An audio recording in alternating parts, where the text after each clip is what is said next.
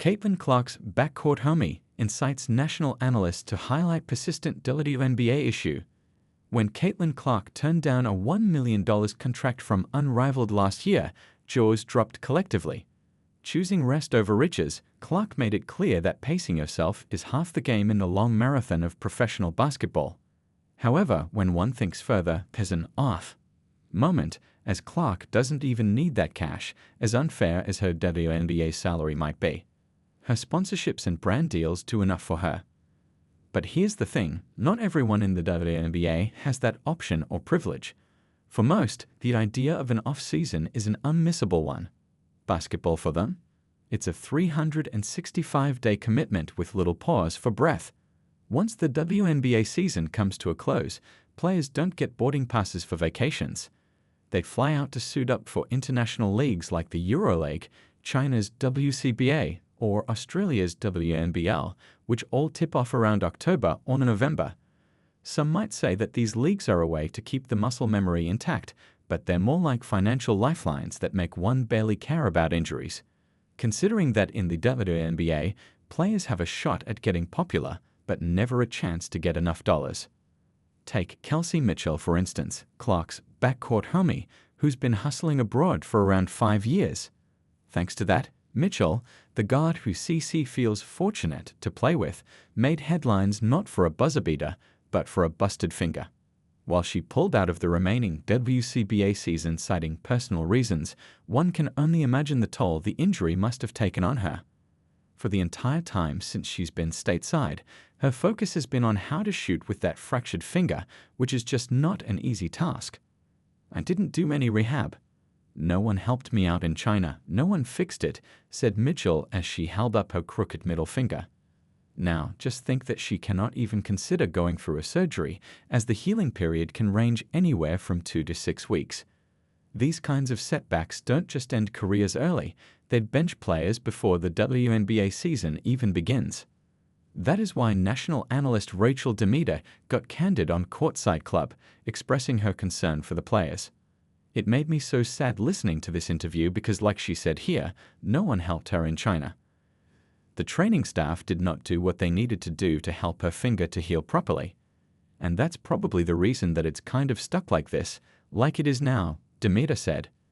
This isn't just a one-off, it's only the latest chapter in a long saga of players forced to play double duty just to stay afloat. Demeter hence pointed out what many fans already fear: this grind isn't sustainable. They should be able to be using that time to take care of their body, train, do pickup games and whatnot, but not have to go to another country like Kelsey did go to China and play there because you're not making wages that are sustainable enough in the WNBA. Like many in the basketball community, Demeter pinned her hopes on the CBA. With a revamped collective bargaining agreement on the horizon, there's hope for more than just a softened salary cap. Hopefully with the new CBA, a lot of these players who are playing in off-season leagues won't have to do that, and they can really focus on just taking care of themselves, getting rest, training, lifting, doing all those little things and getting ready for the WNBA season, she added. But no one knows anything yet. There haven't been any greatly positive updates. Owing to that, Angel Reese had warned the league of a possible lockout. I got to get in the meetings because I'm hearing like, if y'all don't give us what we want, we sitting out, she'd said in her podcast, and while many mocked her for this, let's not pretend like such a warning wasn't needed. Last year, the WNBA opted out of the 2020 collective bargaining agreement and is expected to negotiate an agreement before 31st October. This isn't some sudden wake-up call. It's the culmination of what we've been driving for over the last several seasons. WNBA Vice President Kelsey Plum of the Las Vegas Aces said, "We've played a key role in the league's historic growth, and now we're breaking free from the current system to demand full transparency and an equitable stake in the business we've helped build." And with the WNBA's shiny new 11-year media rights deal, worth an eye-popping $200 million annually starting in 2026, players are absolutely right in demanding their worth. With stakes this high and player patience running low, the league might want to take a cold, hard look at itself. If not, the warnings won't remain mere words, and the league risks losing the very assets that run the entire system. At the forefront of this fight are two league pioneers who are making sure they keep voicing their opinions. Unrivaled, as we all know by now, stepped in like a savior recently.